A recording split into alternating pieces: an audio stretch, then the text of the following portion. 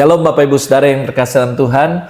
Senang sekali pagi hari ini kami kembali menjumpai Anda dalam program Renungan Pagi, di mana pagi hari ini kita mau siapkan hati kita bersama-sama untuk kita belajar kembali kebenaran firman Allah. Saya percaya ketika kita memulai hidup kita bersama dengan Allah, dengan firman-Nya, maka saya percaya the whole day, semua sepanjang hari ini kita akan mengalami kemenangan yang daripada Tuhan. Mari kita berdoa sama-sama. Bapa Surgawi, kami undang Engkau untuk hadir di tengah-tengah kami, sekalipun dalam cuman sebuah renungan pagi, tapi kami percaya firman yang keluar tidak akan pernah kembali dengan sia-sia. Hamba berdoa biarlah setiap firman yang kami pelajari sama-sama hari ini dapat menguatkan iman kami, dapat Tuhan menguatkan semua kepercayaan kami kepada Tuhan untuk kami terus berjalan bersama-sama dengan Tuhan dan menjadi pelaku akan firman-Mu. Urapi hamba-Mu dalam segala keterbatasan hamba, biar hamba bisa menyampaikan tepat seperti apa yang Kau mau, dan Roh Kudus bekerjalah di tengah-tengah kami. Spirit of revelation, wisdom,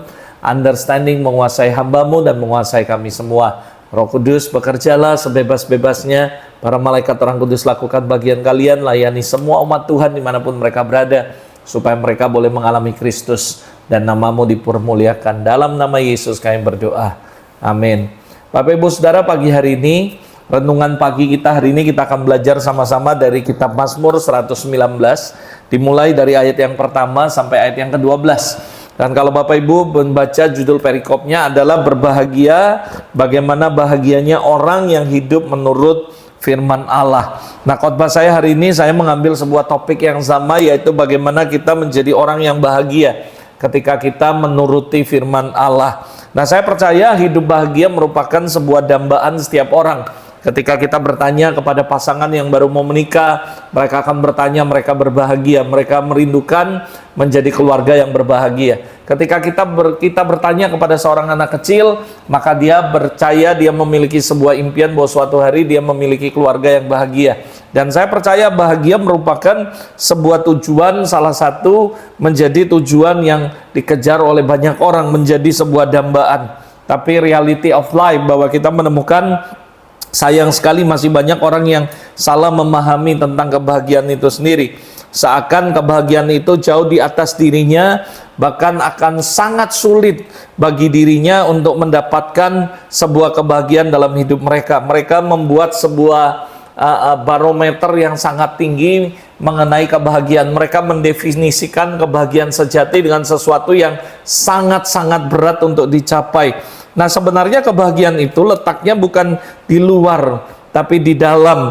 Dan saya percaya bahagia itu adalah sebuah pilihan. Bahagia itu adalah sederhana sekali. Dan saya berkata bahwa bahagia itu adalah sumber kebahagiaan kita adalah Tuhan. Dan sebenarnya ketika kita berjalan bersama Tuhan, kita punya Tuhan dalam hidup kita, itulah sebuah kebahagiaan sejati, saudara. Tetapi sayangnya selama Tuhan ada di dalam kita, banyak sekali orang yang tetap merasa bahwa dia nggak bahagia karena dia nggak punya mobil mewah, dia nggak punya rumah mewah, dia nggak punya banyak barang-barang branded atau apapun, sehingga mereka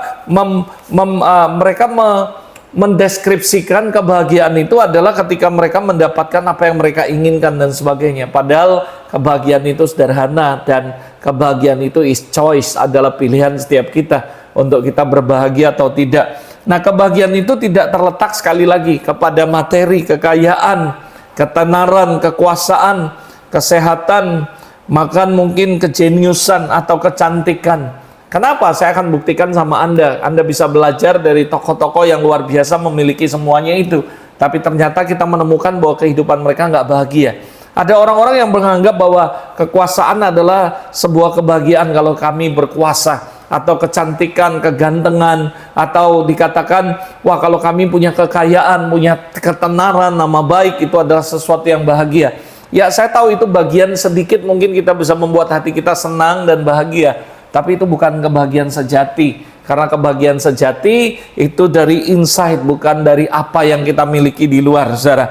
Mengapa? Ada alasan, saudara. Yang pertama, jika kekayaan bisa membuat orang bahagia, tentu kalau Anda perhatikan seorang yang bernama Adolf Merikle, seorang miliuner berkebangsaan Jerman dengan kekayaan waktu itu adalah US dollar 9 miliar US dollar. Tentu tidak mungkin menabrakkan dirinya dengan sengaja ke kereta di dalam tahun kejadian 2009, sedang melaju kencang, lalu dia menabrakkan dirinya ke kereta. Nah, kalau kita berkata bahwa kekayaan merupakan sebuah kebahagiaan, maka Aldous tidak akan merasa bahwa hidupnya hampa dan akhirnya dia mengendarakan mobilnya di tahun 2009 menabrakkan dirinya dengan kereta yang sedang melaju kencang. Padahal dia adalah orang yang sangat kaya di Jerman, saudara. Lalu yang kedua, kalau kita perhatikan, jika ketenaran membuat orang bahagia, tentunya Anda tahu bahwa Michael Jackson, penyanyi terkenal, King of Pop dijuluki, saudara, tidak akan membuat dia mengkonsumsi obat tidur, depresi, sehingga overdosis dan pada akhirnya dijatakan meninggal pada tanggal 25 Juni tahun 2009, saudara. Nah, kalau Anda berkata bahwa ketenaran adalah sesuatu yang membuat kita bahagia, Anda tentu kenal King of Pop ini adalah orang yang sangat terkenal di seluruh dunia. Tapi ternyata dia tidak bahagia, dia tidak mengalami kebahagiaan sejati. Lalu jika Anda berkata bahwa kekuasaan bisa membuat orang bahagia, maka tentunya Getulio Dornelles, saudara, itu presiden Brazil, saudara, seorang negarawan yang besar dan yang sangat bertanggung jawab dan selalu berpihak kepada rakyatnya, tentu tidak akan bunuh diri dengan tembakan pistol ke arah jantungnya pada tanggal 24 Agustus 1954. Jadi kalau Anda berkata bahwa kekuasaan membuat seorang bahagia, ternyata saudara, ada orang yang memiliki kekuasaan yang begitu luar biasa, tapi dia tidak bahagia, saudara. Lalu jika kesehatan membuat kita merasa menjadi orang yang paling berbahagia, tentunya saudara kenal, mungkin pernah mendengar seorang yang bernama Terry Costa, seorang dokter berkebangsaan Prancis, saudara, bekerja untuk acara reality show televisi bertajuk Survivor. Survivor ini di mana, saudara, versi Prancis, tentunya sang dokter tidak akan sampai akhirnya bunuh diri, saudara, daripada akhirnya dinyatakan meninggal pada tanggal 1 April 2013 di Kamboja. Jadi saudara, Anda melihat bahwa dia adalah ahli kesehatan, orang yang sangat konsen dengan kesehatan dan dia juga sehat, tetapi ternyata dia tidak mengalami kebahagiaan.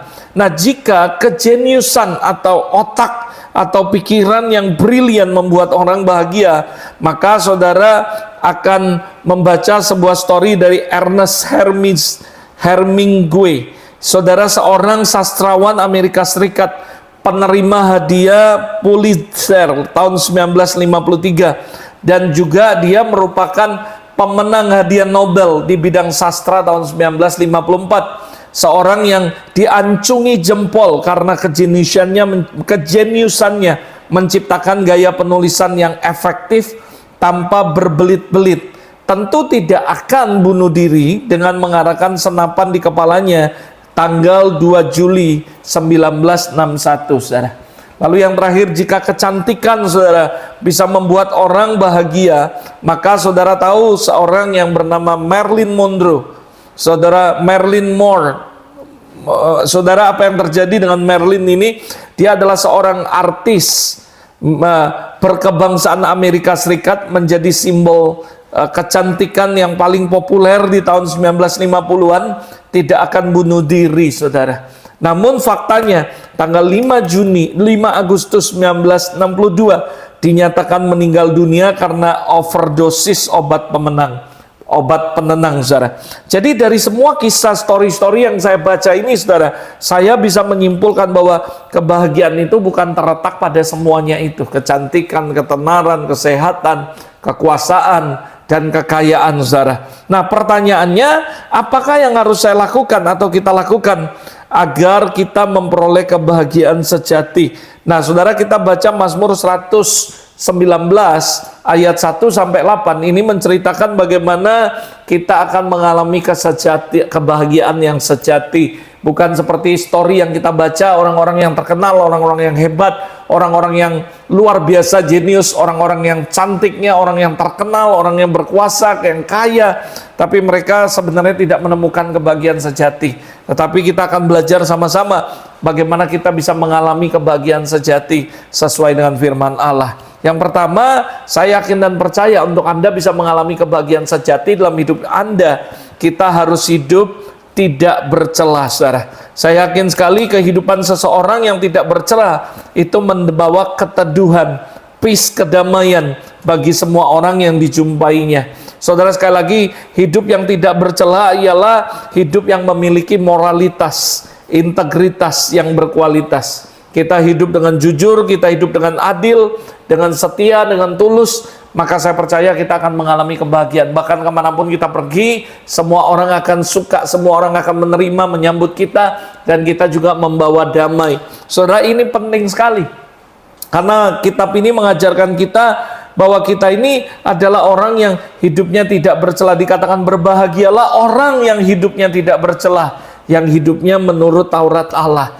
Jadi kita harus sama-sama, yang pertama, hidup dengan tidak bercela, saudara. Maka kita adalah orang yang berbahagia. Hidup yang tidak bercela artinya kita hidup dengan moralitas yang benar. Kita punya integritas yang berkualitas. Maka saya percaya Alkitab mengatakan bahwa kita adalah orang yang berbahagia. Ayat yang kedua dikatakan, berbahagialah orang yang memegang peringatan-peringatannya, yang mencari Dia dengan segenap hati. Yang kedua, saya percaya kita akan mengalami kebahagiaan sejati kalau kita berpegang pada peringatan-peringatan Tuhan, saudara. Jadi kita harus memegang peringatannya. Lukas 11 ayat 28, yang berbahagia adalah setiap orang yang mendengar firman lalu memeliharanya, saudara. Dan saya percaya bahwa kita akan disebut orang yang berbahagia, karena saya yakin sekali Alkitab berkata, berbahagialah orang yang memegang peringatannya.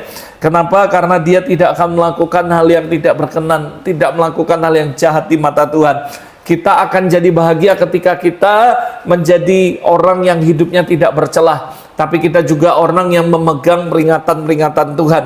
Maka kita akan disebut orang yang berbahagia, dan kita akan mengalami kebahagiaan sejati. Yang ketiga, saudara, kita harus mencari Tuhan dengan segenap hati. Ayat 2 tadi dikatakan, berbahagialah orang yang bukan cuma memegang peringatannya, tapi orang yang mencari Dia dengan segenap hati. Nah, mencari Tuhan dengan segenap hati artinya dalam setiap keadaan, dalam setiap situasi apapun, tetap dirinya akan mengutamakan Tuhan. Jadi dalam setiap pengambilan keputusan, tetap mencari hikmat Tuhan dan beribadah sungguh-sungguh. Mencari Tuhan artinya kita ini berusaha untuk mengalami Tuhan di dalam perjumpaan dengan Allah yang hidup dan nyata, serta berjalan bersama-sama dengan Dia setiap hari. Itulah arti daripada mencari Tuhan. Mencari Tuhan artinya kita berusaha untuk mengenal Tuhan semakin dalam kehidupan kita. Mencari Tuhan artinya berusaha juga untuk terus-menerus meluangkan waktu untuk berbicara kepada Tuhan. Artinya kita menyediakan waktu yang khusus kepada Allah. Dan Alkitab berkata bahwa kita akan menjadi orang yang berbahagia, yang berpegang pada peringatannya, dan juga yang mencari Dia dengan segenap hati. Saya percaya dimanapun Anda berada, kalau Anda sedang mendengar renungan pagi hari ini, dan Anda mungkin mengalami ketidakbahagiaan dalam hidup Anda, this is the solution for all of you. Bahwa ketika Anda mencari Tuhan sungguh-sungguh, Dia adalah sumber kebahagiaan, dan Dia akan memberikan kebahagiaan dalam kehidupan Anda. Dan saya jamin kalau kita mencari Tuhan sungguh-sungguh dalam hidup kita, akan ada sukacita, akan ada damai sejahtera, akan memenuhi kehidupan kita. Sehingga kita menjadi orang yang berbahagia, dan kita akan menjadi orang yang berbahagia karena kita mengenal Allah. Dan Allah akan menolong, memberikan segala damai sejahtera yang melebihi akal, akan memenuhi hati dan pikiran kita. Yang keempat, saudara, bagaimana supaya kita menjadi orang yang berbahagia, mengalami kebahagiaan. Ayat yang keempat dikatakan, engkau sendiri telah menyampaikan cita-citamu supaya dipegang dengan sungguh-sungguh. Dan saya percaya artinya apa? Kita dikatakan berpegang bukan cuma ini, tapi menjadi pelaku firman Allah. Engkau sendiri dikatakan yang telah menyampaikan titamu supaya dipegang dengan sungguh-sungguh. Dan saya percaya artinya kita memegang, memiliki sebuah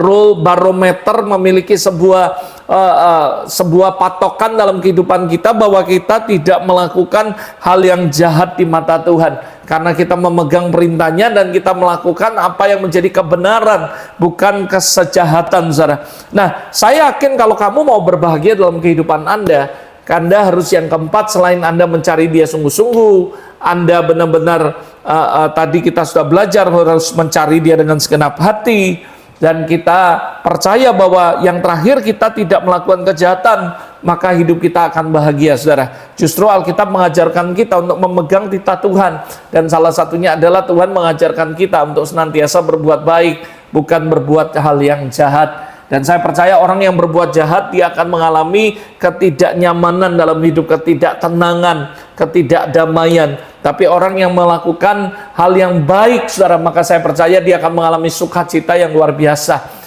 Itu sebabnya ketika Anda berbuat baik kepada orang, Anda akan merasa happy, dan apalagi ketika Anda berbuat baik dan Anda melihat bahwa mereka bahagia, maka Anda mendapatkan kebahagiaan yang lebih daripada orang lain dapatkan, saudara. Jadi yang keempat, pastikan kalau Anda mau berbahagia, mengalami kebahagiaan sejati, Anda tidak boleh melakukan hal yang jahat, tapi kita harus melakukan hal yang baik. Nah, kejahatan itu sama artinya menguntungkan diri sendiri dan merugikan orang lain. Kita menindas orang yang lemah, memfitnah orang, menjelekkan orang, berpikir hal-hal yang jahat, yang buruk, bahkan memiliki rencana-rencana yang jahat, rencana yang busuk untuk berbuat jahat sama orang lain. Dan saya percaya kalau Anda memiliki semuanya, Anda nggak akan bahagia dalam hidup. Tapi sebaliknya, kalau Anda menjauhi semua kejahatan, tidak berbuat kejahatan, tapi justru berbuat kebaikan, maka saya percaya Anda akan mengalami kebahagiaan sejati yang luar biasa, saudara. Saya yakin sekali ketika Anda melakukan 4 hal ini, Anda bukan cuma berbahagia, tapi ada berkat yang luar biasa. Ayat 6 dan ayat ke-7 merupakan blessing yang luar biasa. Ketika Anda melakukan 4 hal ini, Anda bukan cuma mengalami kebahagiaan sejati, tapi yang pertama, maka aku tidak akan mendapat malu apabila aku mengamat-ngamati segala perintahmu. Jadi yang pertama, saya yakin dan percaya ketika Anda melakukan 4 hal tadi, bukan cuma kebahagiaan yang Anda dapat, maka dalam hidup Anda tidak akan mendapat malu. Lalu yang ke-7 terakhir, lalu saya tutup, dikatakan, aku akan bersyukur kepadamu dengan hati yang jujur apabila aku belajar hukum-hukummu yang adil. Dan saya percaya ayat yang ke-8 dibilang, aku akan berpegang pada ketetapanmu, jangan tinggalkan aku sama sekali. Dan saya percaya this is the blessing yang Tuhan akan lakukan dalam hidup kita ketika kita melakukan 4 hal tadi. Yang pertama, kita nggak akan mendapat malu, dan yang kedua, Tuhan tidak akan pernah meninggalkan kita. Dia akan ada dan nyata dalam kehidupan kita. Mari kita berdoa sama-sama. Bapa Surgawi, terima kasih. Hari ini kami belajar firman-Mu dalam Mazmur 119 ayat 1-8, di mana kami bisa mendapatkan kebahagiaan sejati. Kami percaya kebahagiaan sejati tidak dinilai dari harta yang kami miliki, ketenaran, kekuasaan, mungkin kejeniusan, bahkan kecantikan, atau apapun semua yang dari luar. Tapi kami percaya kebahagiaan sejati dimulai ketika kami mengundang Yesus masuk dalam hati kami. Dan Yesus adalah sumber kebahagiaan memenuhi kehidupan kami. Dan kami percaya Tuhan, kami menjadi orang-orang yang berbahagia ketika kami menuruti firman-Mu, berpegang pada perintah-Mu, ketika kami dengan segenap hati mencari Tuhan, dan kami tidak melakukan segala macam kejahatan dalam hidup kami. Bahkan kami percaya ketika kami lakukan ini, maka Tuhan, kami nggak akan mendapat malu dalam apapun. Tuhan akan jadi pembela kami. Bahkan yang kami percaya janji-Mu bahwa Engkau nggak pernah akan meninggalkan kami. Engkau akan senantiasa ada dan berjalan bersama kami. Terima kasih Bapak. Aku berdoa untuk setiap anak-anak-Mu, setiap orang yang dimanapun mereka berada, orang-orang, anak-anak-Mu, hamba-hamba-Mu, yang dimanapun mereka berada yang mendengarkan renungan pagi ini, aku berdoa biarlah kebahagiaan sejati mereka akan alami dalam hidup mereka. Aku berdoa di dalam nama Yesus, jamah mereka dimanapun mereka berada. Bless them, Lord. I speak life, healing. I speak restoration to all of them. And I speak blessing to all of them. In Jesus' mighty name. Amen, amen, amen. God bless you. Saya percaya kalau Anda selalu mencari Tuhan, tidak melakukan kejahatan, Anda pegang firman Allah dan hidup sesuai firman Allah, maka saya percaya kebahagiaan sejati akan Anda alami dalam hidup Anda. Saya berdoa dari tempat ini, start this morning, biarlah Anda mengalami kebahagiaan yang daripada Tuhan. God bless you and see you next time dalam program Renungan Pagi berikutnya. God bless you.